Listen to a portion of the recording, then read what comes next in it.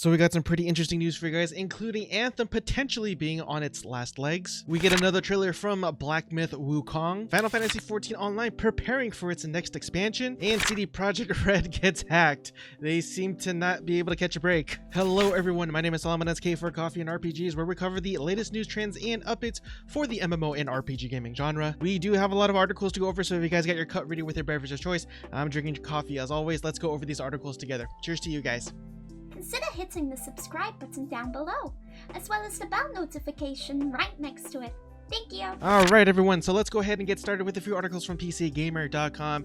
And in their first article, it says that Anthem's days may be numbered as EA will reportedly decide on its fate this week. And this was first brought to our attention by a report from Bloomberg. And basically, the fate of this game rests on the hands of a few executives at Bioware, whether or not this game is salvageable, and that is including the work that they are doing with Anthem Next or Anthem 2.0. So as of right now, according to this article, there's only about 30 people who are in the team working on this project, so if they don't go with it, then that's it. They're pulling the plug. And in their next article, it says that Final Fantasy XIV's next expansion will end its 10-year story and start a whole new one. And I didn't even realize it's been 10 years since the release of this game. I'm actually kind of surprised about that. I'm not going to go into huge detail as to what the story is about, because we actually did an in-depth analysis and gone over some of the things that we found out by watching the Square Enix presentation and whatnot, and I'll have a link to that down in the description below, or in a form of a card in the upper right hand corner if I remember to do it. But yeah, just know, if you didn't know already, that the next Final Fantasy XIV expansion called Endwalker is due out this fall. But heading on over to their next article, it says that Final Fantasy XIV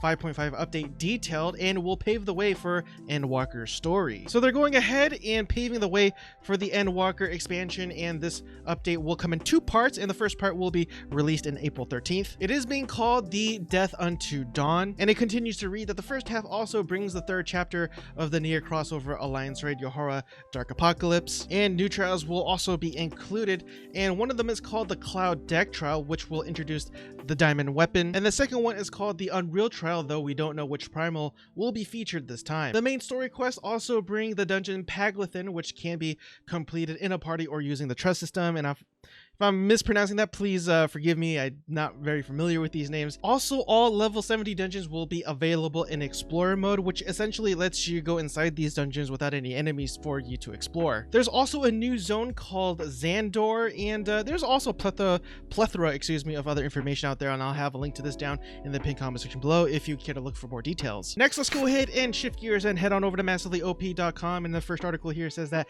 Star Citizen breaks down the capital ships and shield tech of the assault on Stanton dynamic event. But what really impressed me was that you have the ability where players are able to hijack capital ships for themselves, or how they strategize to take an enemy capital ship down, and things that can be improved upon, like the AI getting overwhelmed by too many players. And so yeah, you could totally hijack other ships out there, and that's just mind-blowingly cool in a sandbox RPG, or MMO rather. Now, the assault on Stanton was an actual event that I completely missed. I don't know why, and that was brought to my attention by the name of Tugar or Togar. I do apologize if I mispronounced your name. I unfortunately didn't take part of it, if it's still going on, but if it is, I'll definitely try to get into it and whatnot. But anyways, there's your Star Citizen news for the day. Don't hate me. And in their next article, it says that here's how TERA Console's Battle Pass system will work. Didn't even know TERA was even making or utilizing the Battle Pass system. It seems like everyone is using the Battle Pass system. But in any event, there is a free version of the Battle Pass as well as a paid version, which will set you back $30, in which I would assume you would get extra benefits for completing the same tasks and whatnot. And let's go ahead and head on over to MMORPG.com for a few articles, and the first one here says that Neverwinter Sharandar delayed to February 16th, and that's pretty much it. Just wanted to bring that to your attention if you do play this game. And in their next article, it says that NCSoft earnings report points to a surge in AION Classic popularity. Mobile dominates sales. Of course it dominates sales. That's probably the reason why AION 2 is going to be an only mobile platform game rather than a crossover or for the PC, because that's where the market speaks. And if you scroll down, you see this little graphic here, and obviously you'll see that mobile games are just absolutely killing it for this company right now, and I don't blame them for kind of shifting their resources to there, because Blade and Soul is moving to the mobile. As I said, AION's moving to the mobile. Lineage already made it to the mobile. which is kind of sad. Hey, but at least make it cross-platform like Genshin Impact, right? I mean, come on. So let's go ahead and switch gears one more time and head on over to GameRant.com, and in their first article it says that Outer Worlds Murder on the Eridanos DLC coming very soon, and that's pretty much it too. Just wanted to let you know that if you're trying to still get your Outer Worlds fix, well, you got more content coming your way. They did promise more information, but as for a release date, they haven't said anything yet, but definitely expect something soon. And in their next article, it says that Microsoft job listing hints at a new unannounced Halo project. I'm not gonna lie, I play the Halo games for the storyline, none of the multiplayer stuff, that's just me. But it does go on to say that according to a job listing posted from Microsoft's website, an unannounced new Halo game is currently in the works over at 343 Industries. The title appears to be separate from the team's work on the next mainline iteration of the series called Halo Infinite, and described as a new project set within the IP's expansive science fiction universe. I'm hoping it's going to be a Halo MMORPG. No, that's not going to happen, but one could only hope. Right? I don't know. And in their next article, it says that Cyberpunk 2077 mod adds Thomas the Tank Engine.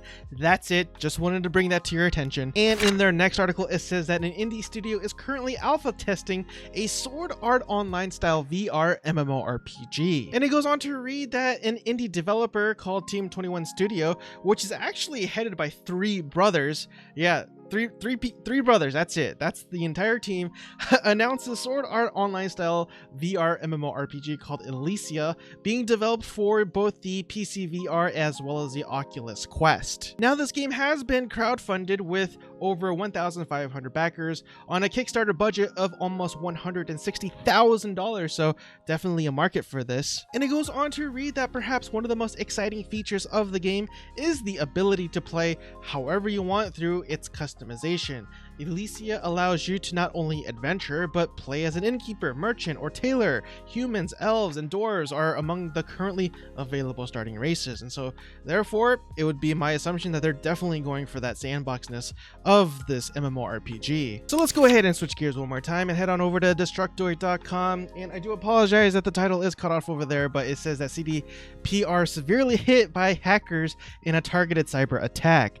And like I said, they seem to not be able to catch a break as of late. And it goes on to read that CD Projekt Red has noted that it has full backups of all their stolen data, which is believed to include the source code to the studio's recent release Cyberpunk 2077, code for an unreleased edition of Witcher 3, as well as documents relating to accounting, administration, legal, HR, investor relations, and more. But don't worry, or hopefully don't worry, as they also said that to the best of their knowledge, no data involving players' personal information was at risk. And so hopefully that still stays true throughout the entirety of the coverage of this article, but it just really sucks that they have to go through all this. Yeah.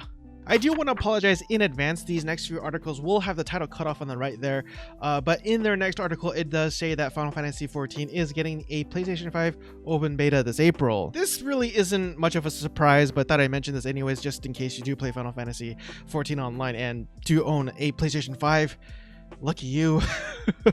And in their next article it says that Black Myth Wukong gets another stunning trailer, and stunning it is. Souls-like action RPG Black Myth Wukong from Chinese developer Game Science has a brand new trailer showcasing new areas, combos, and most importantly, new boss fights. The trailer reveals a ton of new locations, enemy types, spells, and combo moves, but the most intriguing part of the showcase are certainly the game's boss fights, which look spectacular. The animations as well as the visuals in these boss fights are second to none, and if we had to compare it to any other game, we would say Demon's Souls Remake comes close.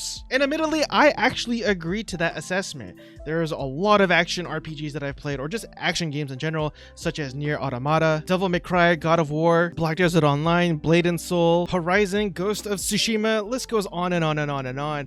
But yeah, if the game actually plays anything like the trailer, we have something very special in our hands, I feel like. And for the last article for today's video, it says that Final Fantasy VII Remake content to be revealed this week, and I don't know if it's going to be DLC content or whatnot, but definitely stay tuned and I'll keep you guys posted as to what this new DLC or content is. And that wraps up today's episode of MMO and RPG news, updates, and commentary. I really do appreciate it if you made it with me so far, and if you feel as though I have earned your subscription, please consider hitting the subscribe button down below, as well as the bell notification icon right next to it, as that significantly helps out the channel and I would greatly appreciate it. Anyways, everyone, I will finally let you guys go. Hope you guys have a blessed night, and I will see you guys next time. Cheers again, everyone.